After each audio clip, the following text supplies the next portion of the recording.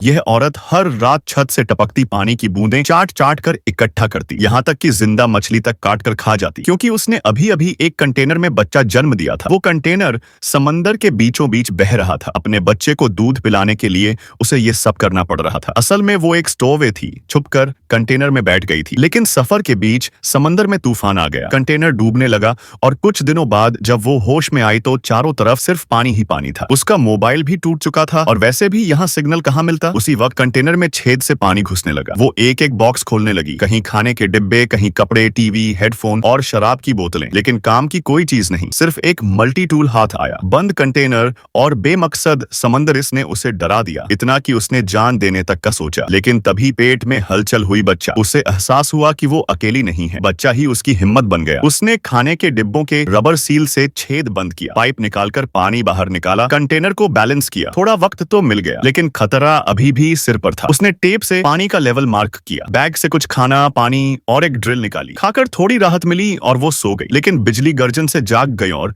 तभी उसका पानी टूट गया। लहरें कंटेनर हिला रही थीं, पानी अंदर भर रहा था और उसी हालत में उसने बच्चे को जन्म दिया। बच्चा पहले चुप था, लेकिन कुछ देर बाद जोर से रो पड़ा। उसकी जिंदगी की सबसे प्यारी आवाज वही थी। अब नई समस्या थी, खाना खत्म हो गया और दूध भी नहीं बन रहा। उसने कंटेनर की छत में छेद करने की कोशिश की, ड्रिल खत्म, आरी टूट गई। अगले दिन फिर कोशिश की, लेकिन अब उम्मीद बहुत कम बची थी। प्यास ने मजबूर किया तो उसने समंदर का पानी पिया, जिससे हालत और बिगड़ गई। फिर उसने ऊपर जमी पानी की बूंदें चाटी और वहीं बेहोश हो गई। अगले दिन बारिश हुई, उसने जल्दी जल्दी बर्तन रखकर पानी जमा किया। तभी उसे लोहे का डिब्बा दिखा। उसने रस्सी और अपने वजन का इस्तेमाल कर कंटेनर की छत खींचनी शुरू की। धीरे धीरे रोशनी अंदर आने लगी, जैसे अंधेरे से निकलकर फिर से जन्म लिया हो। बच्चे की छोटी मुट्ठी मानो उसे हौसला दे रही थी। वो बाहर निकली, समंदर बेहिसाब और वो और उसका बच्चा, बस दो जिंदगियां। कंटेनर से बाहर आना एक जीत थी, लेकिन असली सवाल अब था, वो समंदर से कैसे निकलेगी।